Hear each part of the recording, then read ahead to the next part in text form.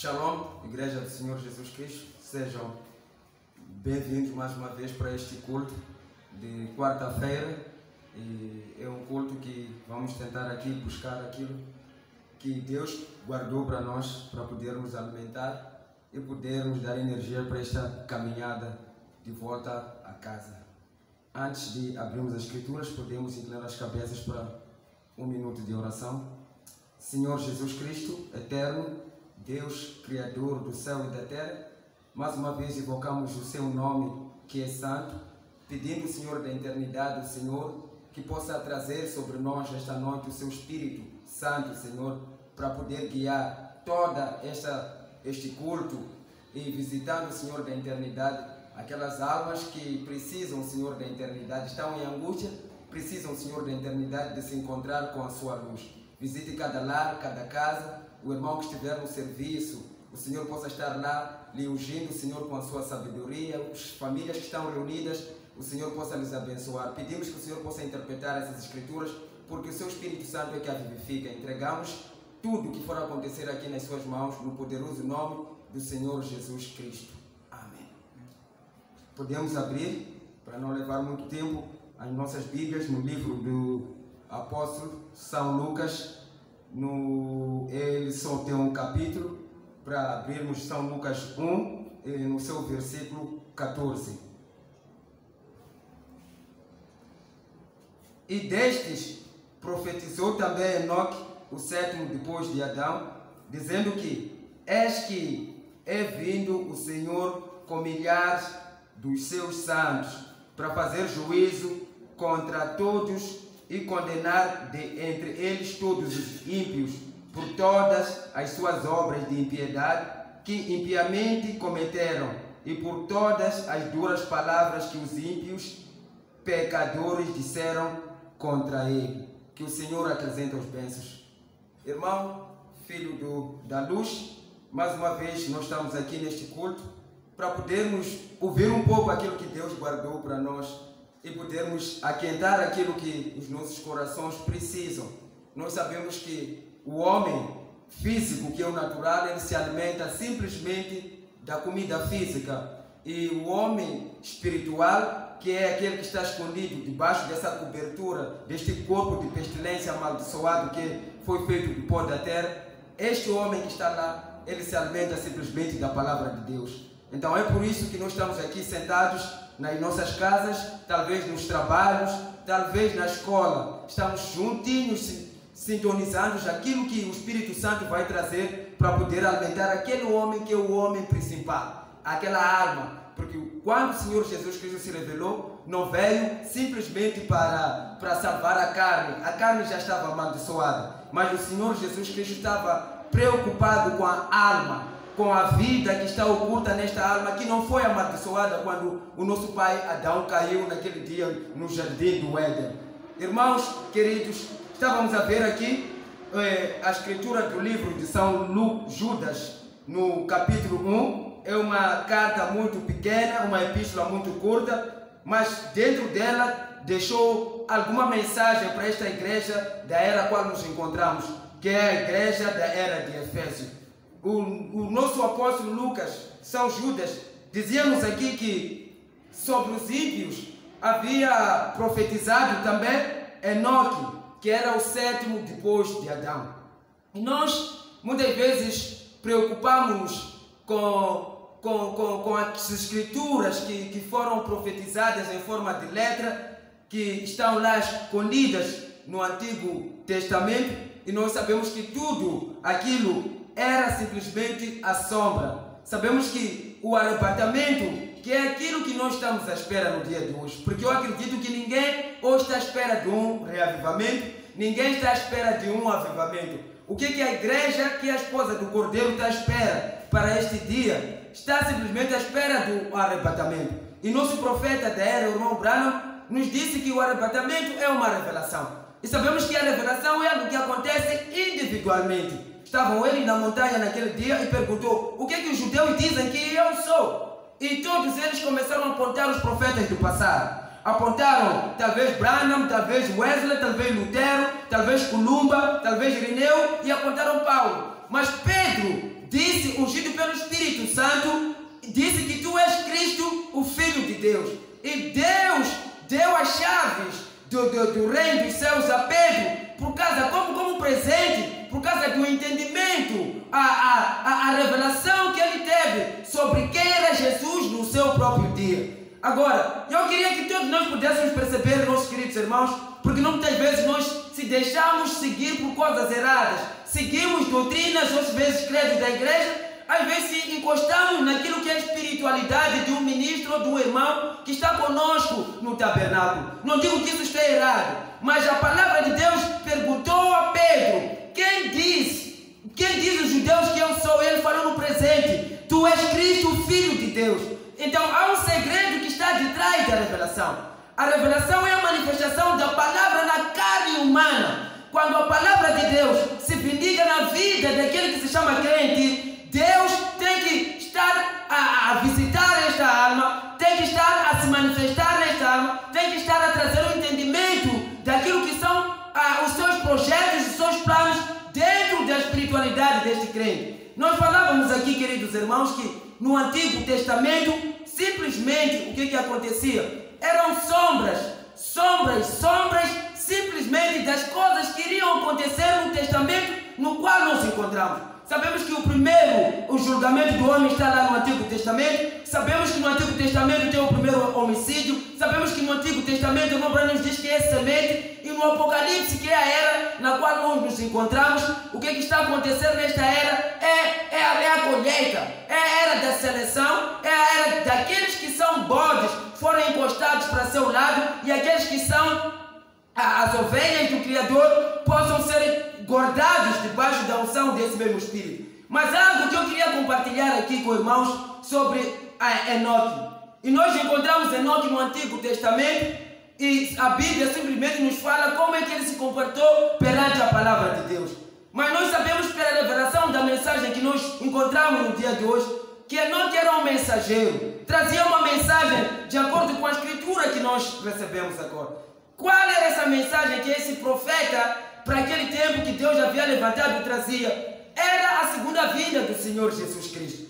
Era a vinda daquele que podia trazer a redenção para as pessoas daquele tempo. Porque o mundo estava numa condição de perversidade. Você sabe, meu querido irmão, que o mundo entrou numa condição de perversidade quando os filhos de Sete, os filhos de Deus, começaram a cobiçar aqueles que são filhos do homem. Chama a dizer que aqueles que têm a mensagem do seu dia, aqueles que têm uma santa ceia de acordo com a Escritura, aqueles que conhecem a doutrina do lava-pés, aqueles que conhecem o batismo real, aqueles que têm um mensageiro que traz a comida para lhes alimentar, começaram a se envolver com o mundo. Então Deus ficou triste por causa daquele acontecimento. O que ele fez? Ele arrebatou o nosso irmão Enoque e trouxe o dilúvio, trouxe um julgamento sobre o mundo. E eu queria que o irmão pudesse perceber que o julgamento, o dilúvio que caiu sobre o mundo, não era por causa daqueles que são perversos. Não. A tua Bíblia te diz, meu querido irmão, que o julgamento caiu quando os filhos de Deus simplesmente começaram a se envolver com a idolatria. Aqueles que Deus esperava que pudessem ancorar-se debaixo da revelação da mensagem do seu dia, já tinham perdido aquilo que é o gozo, já tinham perdido a sensação de caminharem debaixo da coluna de fogo para poderem flertar com o mundo. Nós temos visto hoje no mundo do cristianismo, que muitos daqueles que receberam a mesma mensagem que nós recebemos, já voltaram para as primeiras, voltaram para os seus vômitos, rejeitaram aquilo que o Espírito Santo havia lhes conduzido a poderem fazer. Mas aqui nós temos o testemunho de um irmão que nunca se apartou da verdade. Não vamos dizer que ele nunca teve tribulações. Nós cremos que ele teve tribulações. Todo cristão passa por tribulações. Às vezes as tribulações são provações que Deus traz na vida dele para que ele possa talvez se aperfeiçoar dentro desta caminhada, dentro dessa jornada para poder chegar exatamente em Canaã. Meu querido irmão, minha querida irmã, são quantos naquele dia que achavam Enoque louco? São quantos naquele dia que achavam Enoque um homem ultrapassado, ou um irmão que era religioso ou estava acima daquilo da mensagem do seu dia. Não é porque não existiam religiosos, existiam. Por quê? Porque o Jesus Cristo é o mesmo ontem, hoje, eternamente. Este Enoque, a Bíblia nos ensina que era o sétimo depois de Adão. Era o sétimo depois da era de Efésio. Enoque era a sombra daquilo que era a noiva no dia de hoje. Deus, quando Enoque provou a ele que a sua vida era digna de um arrebatamento, a sua vida era digna de estar perante a sua presença, Deus teve que lhe tirar para poder viver na sua destra. Volto a dizer, é uma grande profecia. Todos nós estamos aqui porque queremos chegar no céu. Nós estamos aqui porque nós queremos contemplar a face do Senhor Jesus Cristo. Nós estamos aqui sentados às vezes em casa se esforçando em jejuns e oração porque queremos que o nosso cristianismo seja aperfeiçoado. Então vejamos este irmão que andou 500 anos com Deus e nós encontramos irmãos que nem um ano conseguem andar com Deus, nem 2 meses conseguem andar com Deus, nem 7 meses conseguem andar com Deus, nem 10 anos conseguem andar com Deus. Quando andam com Deus sempre entram em lamas, sempre entram em experiências satânicas, em imoralidade, em adultérios, em prostituições, em negócios ilícitos, em coisas que até no meio dos gentios não acontecem. Mas nós vimos que Enoque continuou perseverando, continuou lutando, continuou entregando toda a sua vida ao Senhor Jesus Cristo. Enoque tinha irmãos, Enoque irmão tinha filhos, Enoque tinha primos, Enoque tinha esposa, Enoque tinha uma estrutura da família que veio com ele, mas eles nunca conseguiram perceber o nível de espiritualidade deste irmão. Eu volto a dizer, meu querido irmão, em qualquer tabernáculo existe um Enoque. Em qualquer tabernáculo existe alguém que guarda a palavra de Deus. Pode ser o caso do irmão. O que eu quero que perceba é que o irmão deve continuar a perseverar, porque é uma coroa que foi guardada para si. Mesmo que te ofendam os teus vizinhos, mesmo que te ofendam os seus colegas de trabalho, mesmo que te ofendam os seus irmãos no tabernáculo, que te acham você muito excêntrico espiritualmente, continue guardando a palavra, proteja a palavra, batalha pela sua fé, porque naquele dia haverá vergonha, haverá pranto e ranger de dentro. Veja, irmãos, que Deus se alegrou deste Enoque, num dia comum, num dia que não havia fé, num dia que havia adultérios nos púlpitos, adultérios nos tabernáculos, havia fornicações no culto dos jovens, na escola dominical, pedofilia, num tempo onde a mensagem que Enoque estava a trazer já tinha sido tentada, colocada sobre lamas para pessoas descredibilizarem. Enoque, a tua mensagem, aquilo que você falava, não tem vida nenhuma. Olha o que aconteceu com aquele irmão, com aquele ministro, com aquilo mais, o que aconteceu? Mas Enoque não se deixou cair por esses escândalos, porque Enoque sabia que a mensagem foi dada de todos segundo a mesma medida. Deus deu-nos a mensagem com a mesma medida e ninguém caiu do céu. Todos nós nascemos através do sexo, num corpo amaldiçoado chamado carne, para podermos aceitar a palavra de Deus e podermos caminhar nessa jornada. Perceba, meu querido irmão, que Enoque chegou o dia do seu arrebatamento. Aleluia! Haverá um dia que serás arrebatado. Haverá um dia onde o seu corpo vai vencer a força da gravidade. Haverá um dia que a trombeta de Deus vai soar. Os ímpios serão amaldiçoados. Os ímpios vão ser triturados. Os teus pés vão pisar a cinza dos ímpios. Este tempo, meu irmão, não é tempo de você se encostar em nenhum homem, a não ser a palavra. E a palavra é o Senhor Jesus Cristo, porque está escrito, no início era a palavra, e a palavra estava com Deus, e a palavra se converteu em carne humana e habitou entre nós. E perceba que no Novo Testamento a palavra não deve habitar entre nós, a palavra tem que habitar em nós através do batismo do Espírito Santo. Enoque foi tomado, não provou a morte, era um super-homem, um homem que venceu o adultério, venceu as boladas, venceu o álcool, venceu o cigarro, venceu as fornicações, venceu as perseguições, venceu a angústia. Ele foi perseverante e Deus viu que ele merecia o galardão. Antes de chegar o dia da morte, Deus tinha que lhe tirar. Aleluia! Que Deus possa te abençoar, irmão. Então, quando ele foi tomado, o mundo ficou dividido. Por quê? Porque o mensageiro já tinha sido tirado. O mensageiro já tinha sido tomado. Aqueles crentes que eram fervorosos na primeira geração, quando Enoque caminhava aqui na terra, já tinham passado a primeira geração, a terceira geração, a terceira geração era a geração de Noé. Você sabe que cada geração que passa, o Espírito Santo, a coluna de fogo, o reavivamento vai perdendo aquilo que é sua glória, vai diminuindo. Sabes que no início era um leão e agora nós sabemos que são trevas, que são os presas amarrando aqueles que se chamam de Deus. Então a terceira geração, irmãos, era mais molengona, era uma geração que queria entrar através do sangue, através do sacrifício. Mas o Espírito Santo, que é a graça, não parou por lá. Ele desceu, depois de 3 gerações, encontrou um santo. Sempre existe um santo em algum lugar. Aleluia! Sempre existe um santo em algum lugar para Deus poder se manifestar nele e provar que ele continua Deus. Pode ser 2 ou 1. Deus não está preocupado com o número. Se estivesse preocupado com o número, ele estaria nas denominações. Deus está preocupado com uma unidade espiritual entre um crente com a deidade santa. Meu querido irmão, Deus encontrou Noé. Chegou, teve com ele, lhe deu a palavra do seu dia.